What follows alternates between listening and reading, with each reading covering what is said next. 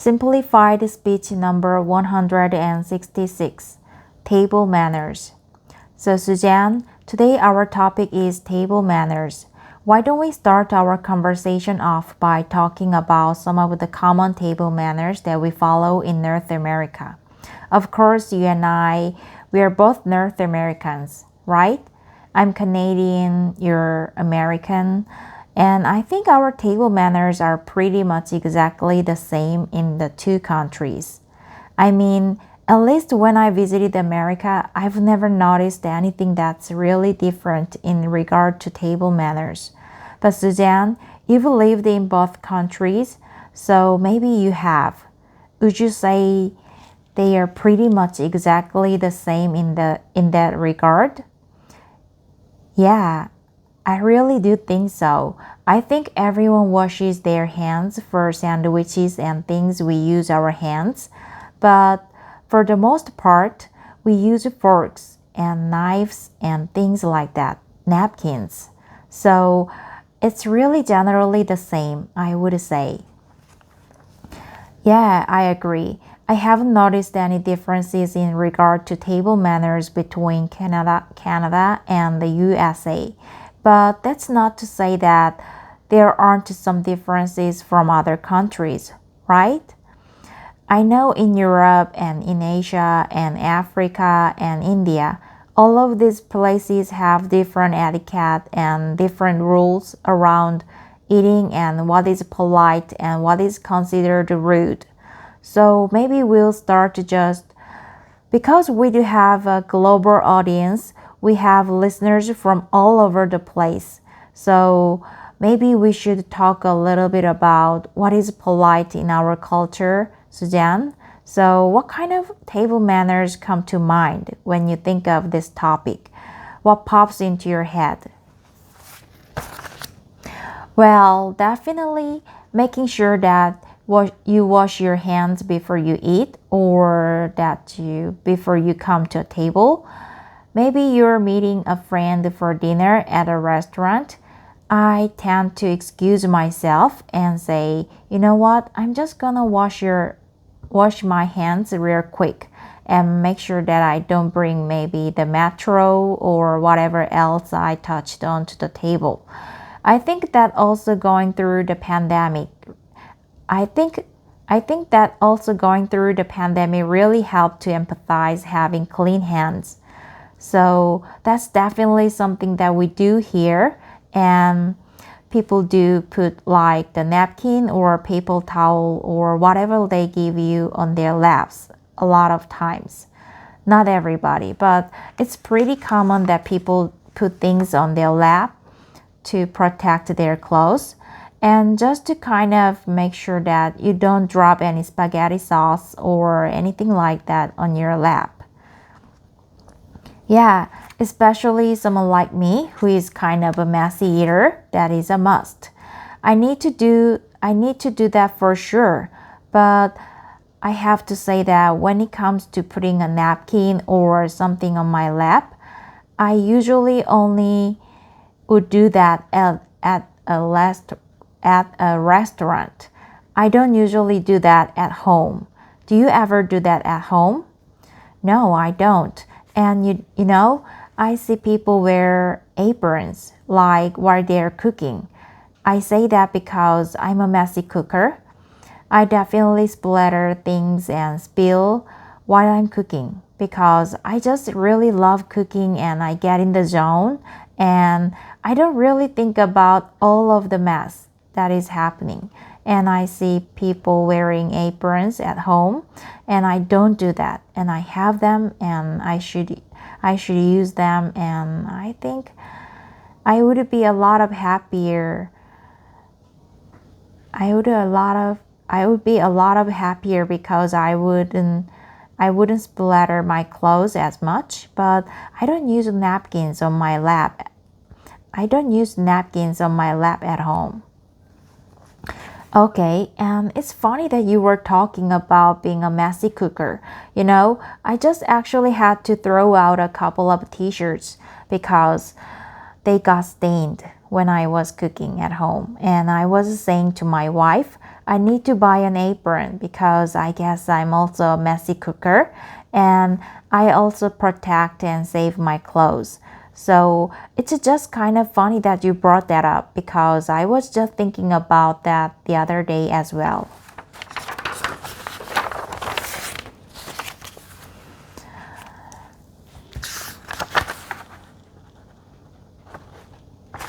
Suzanne, one thing also that you said that kind of sparked a thought in my head was about washing your hands before coming to the table.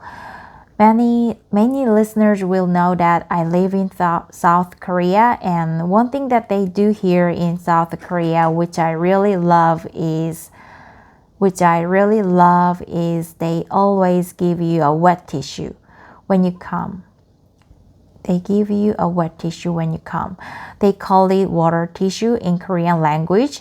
I don't know exactly what we would call it in English. Maybe a wet wipe. That give you like a wet wipe when you come to the table to wash your hands at the table. I haven't really noticed too many restaurants in Canada that do that, but I think it's a great idea, and it just is a nice way to make sure that you are spick and span before you enjoy your meal.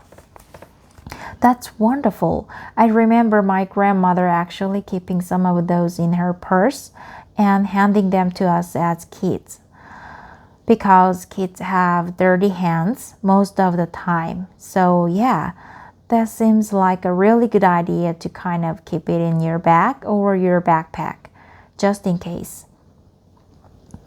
Especially if you're traveling or on a backpacking trip somewhere, that could be a really good thing to take with you.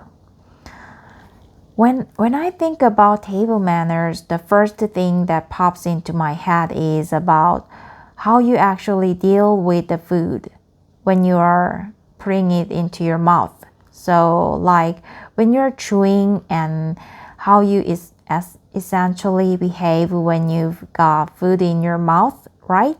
Like the part of the eating process. So big no-nos in my opinion for like being polite at the dinner table is never to chew with your mouth open, right? You want to keep your mouth closed so that you're not showing people what's inside your mouth. And also you don't want to be loud, right? The sounds that comes out of people's mouth when they chew with their mouth open, it's really just gross, right?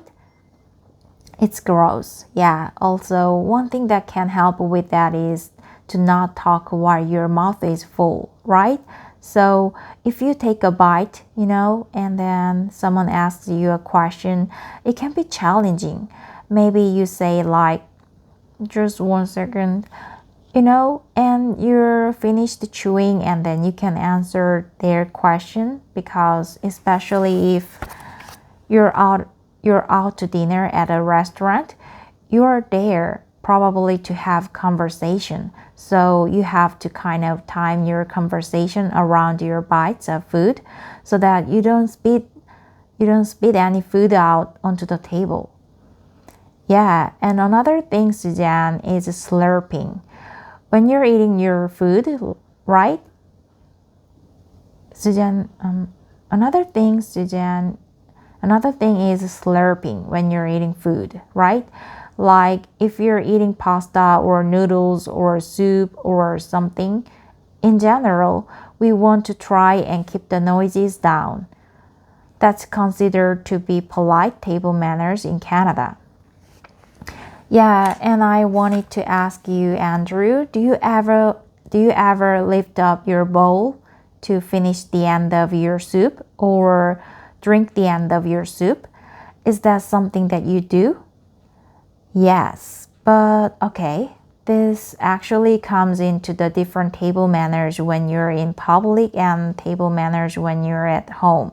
Because I think at home, I definitely do that. And I've lived in Korea for so long that I sometimes just go by the Korean way of doing things. And that's not like super rude to do that in Korea. Like I see people do that. And I was at a restaurant yesterday meeting my friend for lunch. And we had a little bowl of soup that was on the side with our main meal. And they didn't even give us a spoon, or they weren't spoons on the table. You were just expected to drink that little cup of soup right from the little bowl that it came with. So I do it at home, and I do it sometimes in Korea, but it's really like restaurant specific. And I think if I were in Canada, maybe I wouldn't do that if I were at a nicer restaurant. I would think that's a little bit too much. Yeah, I hear you. I guess it depends on the restaurant. I asked because it's not something I ever did at home or in public, but Olivier, my partner, he does it. And they do that in France. And sometimes we does that in a restaurant as well. And I just always watch him like, I never do that. But I think it's fine. It's great. It kind of means like, I love it so much. I want to get every last drop. And it was just a question because it was something I noticed that I was not used to. But that seems totally acceptable.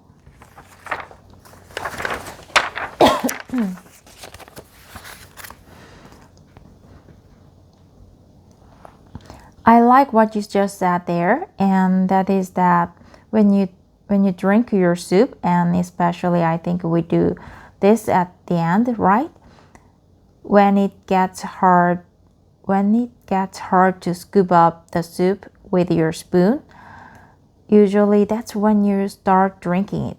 It's not often that you get like a big hot steaming bowl of soup and just drink it right away. But when you're towards the end and it's more convenient to drink it, it does show that you enjoy it, right?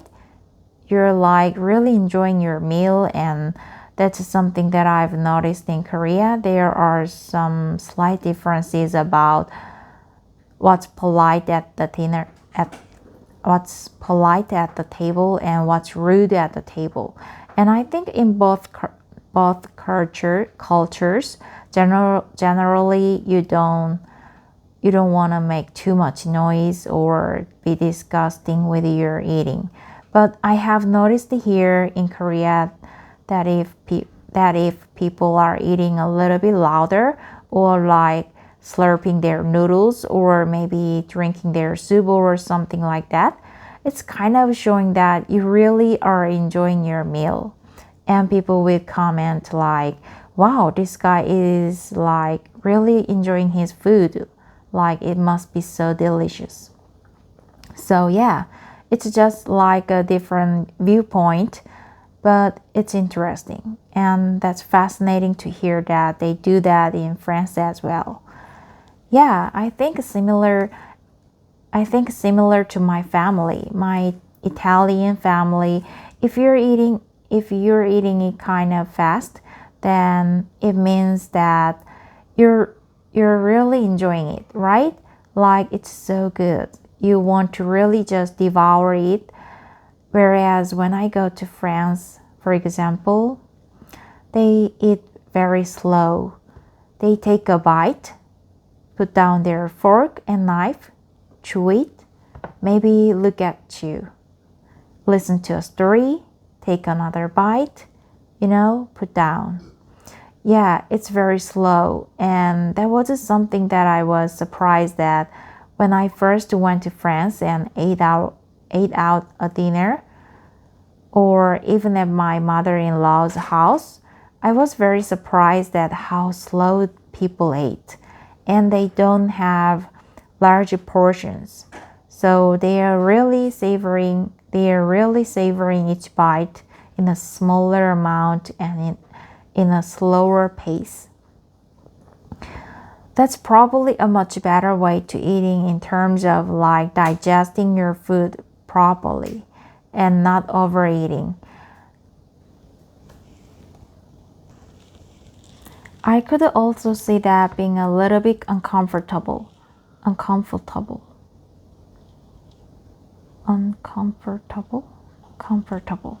Like if you're meeting your partner's parents for the first time or something like that, and you had to eat really slowly, like these tiny little bites, and get the food down slowly. Depending on the social arrangement of the dinner party, it could be maybe more awkward. But I think, yeah, I'm not a doctor, but I would think that's a healthier way to eat than, sometimes the way that we do in North America, where we just eat a lot and we eat quickly. It's true, and I noticed also something different about the France culture when we are out to dinner.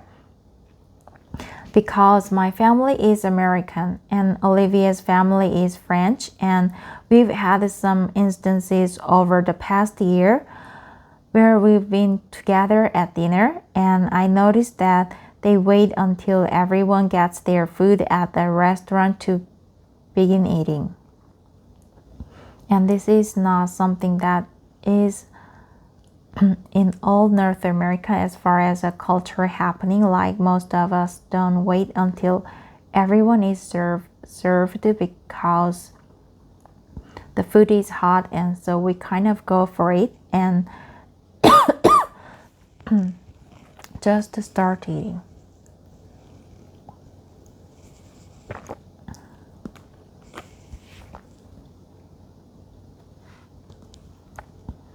But with the French people, they tend to wait till everyone is served, even if they are waiting like 5, 6, 10 minutes. So it can be a little bit shocking if you're like, oh shoot, I shouldn't have taken that bite. Sorry about that, everybody. If your food comes out first, then you might be put in a difficult situation. Totally. Now, we can pick on your French fries. That's okay. Okay, it's just like can dive into the main course. Totally, that's it. That's what I noticed. So, that's interesting because personally, maybe this was just like my family, but we always follow that kind of same system where we wait for everybody's food to be served, and it was always considered to be a little bit rude to jump in and start eating. Usually in the situation, the other people will feel kind of burdened that they are making you wait. So they will say, oh, just go ahead, like tuck in, you don't have to wait for me. But without that permission of the other person, then it always felt a little bit rude. So I've always followed that as well. But that's caused some problems for me now that I'm living in Korea. Because usually in Korea, it's like the head of the family, or maybe the head of a company, whoever is like the top dog in the line of command. Once they start eating, then you can start eating. So for example, when I meet with my wife's family, it's my father-in-law. It's in my father-in-law. He's kind of the head of the household. So once he starts eating, well, then we can follow after him. But often what happens when I go for dinner at my in-laws' place is that my mother-in-law will always be just busy in the kitchen, and she won't sit down at the table. She will still be like cooking and bringing food to the table and that kind of thing. And my father-in-law will just start eating, and then I'm put in a difficult place, because I think it's kind of rude to start eating when my mother-in-law is still like cooking and preparing things. So I feel like I need to wait for her. But then my father-in-law will tell me, start eating, come on, let's go. So I'm kind of stuck in the middle of like my culture and Korean culture, and I don't know what is best to do. But obviously, since I'm in Korea, so I try to follow the Korean rules, even though that gives me a slightly uncomfortable feeling. Yeah, I just thought of an idea. You could jump up and say, here, let me help you. And then maybe you can help her get to the table faster. So then, believe me, I've tried and that doesn't fly either. I just get shooed away very quickly. But I like your thinking. I like that idea. Yes, Suzanne. And how do you feel about technology at the table? Oh, wow, good question. It's interesting because I think with the pandemic, a lot of restaurants had menus that are QR codes. So you needed your phone out, and some still do that. Where we went to a restaurant last week where we needed to have our phones out in order to look at the menu, and I don't love it. I kind of like keeping my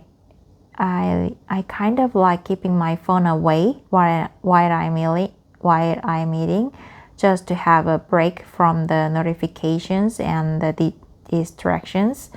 How about you, Andrew? What do you think?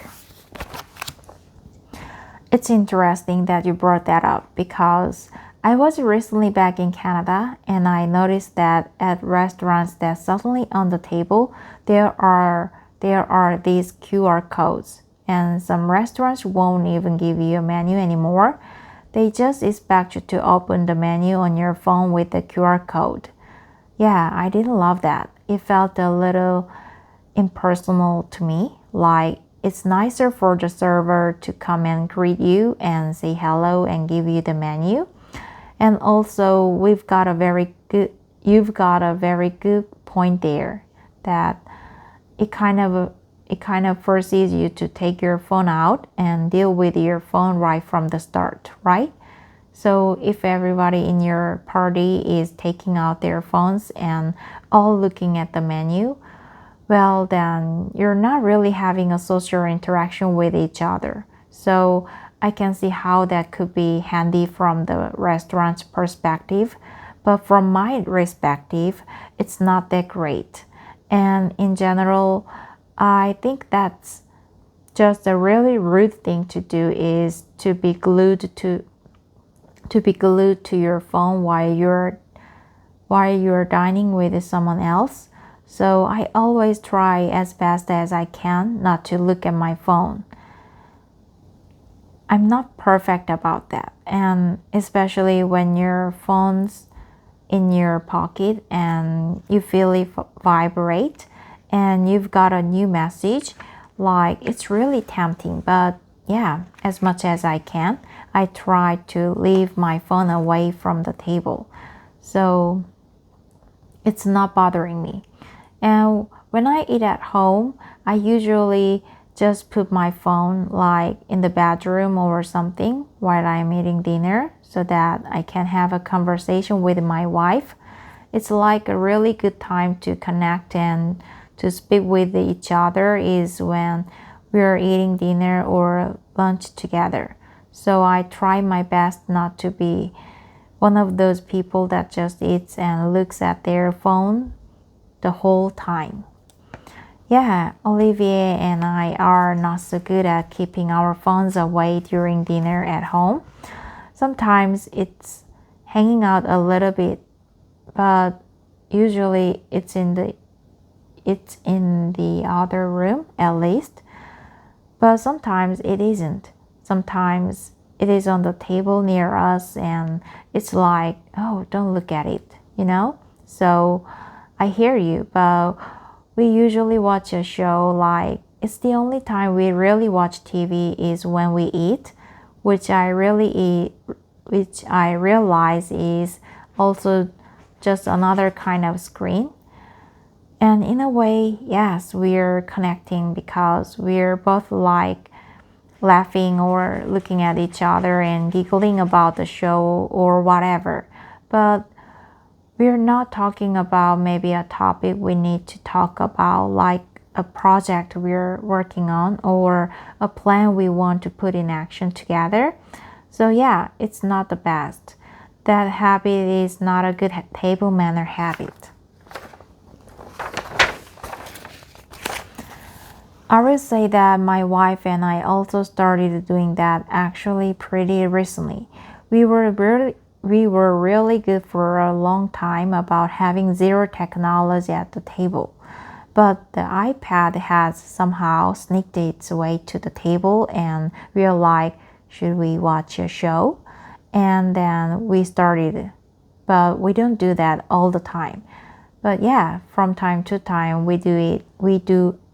We do eat, and actually every Thursday we do that, to be specific, because there's one show that we'd like to watch together, comes out on Wednesday night, and so we watch it at dinner every Thursday.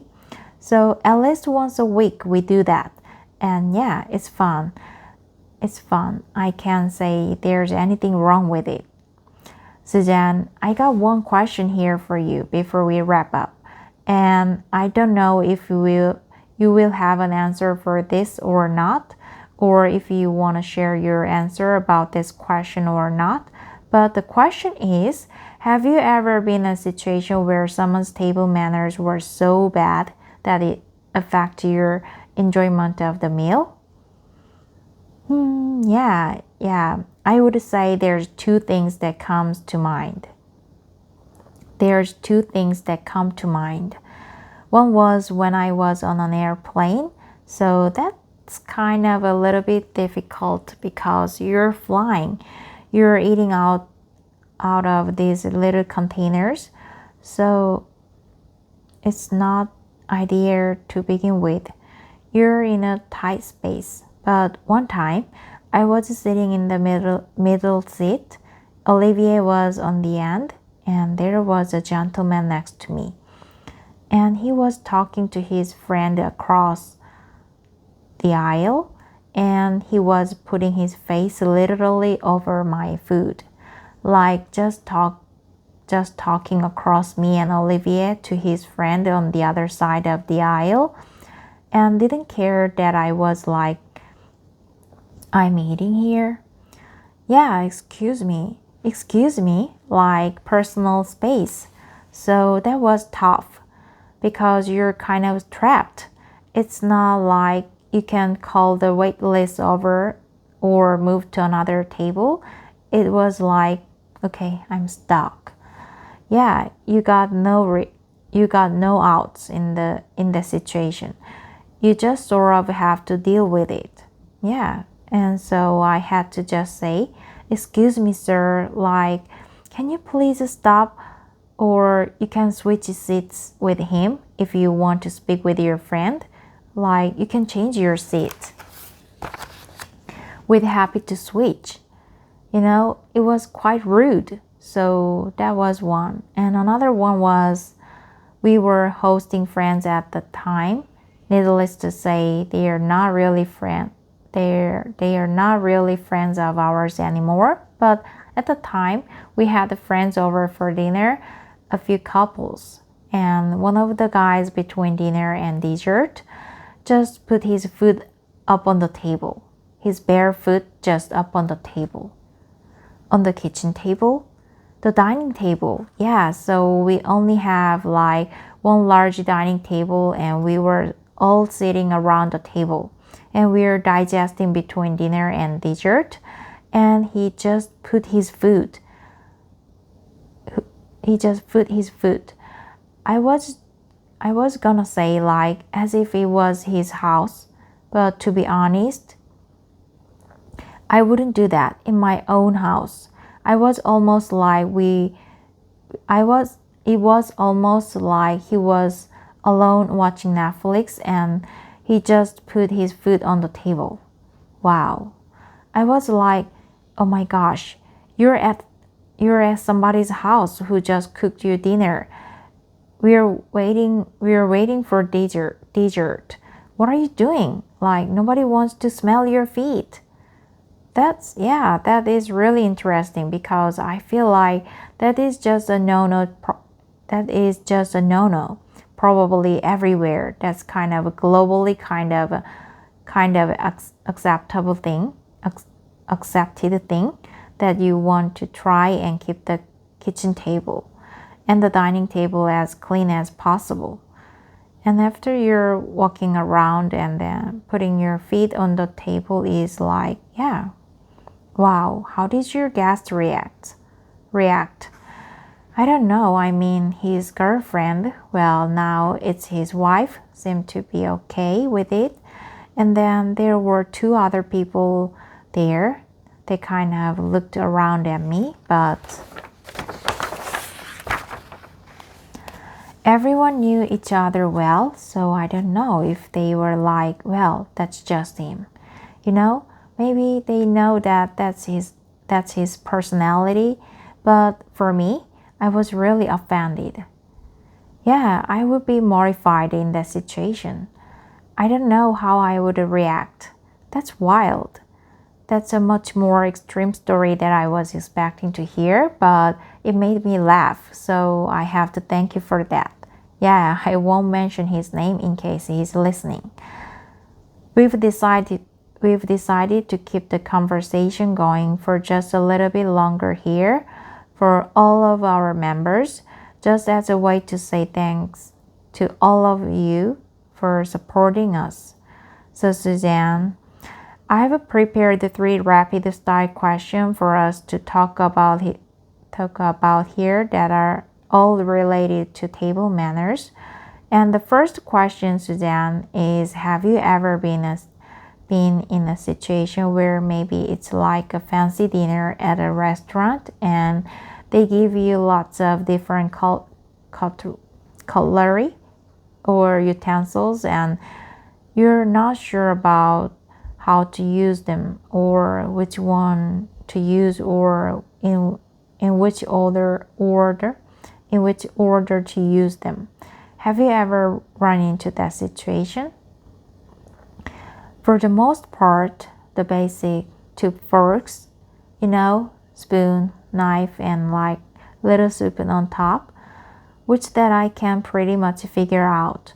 I do recall like a small fork that's like really tiny that I was like, I don't know what this is for. I don't think I ever learned what it was for. I don't know where I was. It might have even been at a hotel, like at a British-inspired high tea, and there was a small fork. It may have been for a jam. I honestly don't know. I never used it. It just sat there, and I kind of just looked around and was like, oh well, I guess I will just ignore it. Not recently, but up until like maybe 3 or 4 years ago was never that big of a seafood person. But that's changed. I've got into seafood in a big way over the last 4 or 5 years. But before that, I wasn't. And I remember one of the first times that I ate lobster, I didn't really understand what all the utensils were for. Like I had it here in Korea, and I think actually I've never had lobster outside of Korea, so I don't know if it's the same in North America, but they gave me scissors and they gave me this big stick, like this big poking stick, and I had to ask my wife for help. I was like, what am I supposed to do with these scissors and this poking stick? But actually it seemed like a really efficient way to eat the lobster. Like you just use the scissors to cut the shell, and then there's this stick so that you can poke the lobster meat out of the shell. But that was a situation where I really felt to use another seafood kind of metaphor here, like a fish out of water. I didn't know what to do, and I had to ask my wife to show me the ropes because I just didn't get it. And I have a question when we were talking about messy eater. Did you wear a lobster bib? I think I did, yeah. Actually, it's really common also here in Korea for many restaurants to give you like a little bib. So, because I'm one of those people who tend to drop food more often than I would like, I pretty much always wear the bib just to be safe. Yeah, that's great. Okay. Rapid fire question number 2. Do you think it's necessary to have good table manners in informal settings, such as at home with the family or with close friends? Is it okay to drop the formality a little bit and just go wild? Or should you have good table manners all the time? I think you can really relax your table manners at home and not be so formal. But I think it could also be important to have a comfortability with maybe the roommates you live with, or maybe your partner or friends, so that you aren't in any way, well, let's put it this way, you're not like putting your food up on the table, right? You're not offending anyone. You kind of maybe have the same level of comfortability and can enjoy a meal together without feeling like you have to be formal or that you feel grossed out or offended. So I think it's good to kind of be yourself in those situations. That's kind of how I live by, I guess.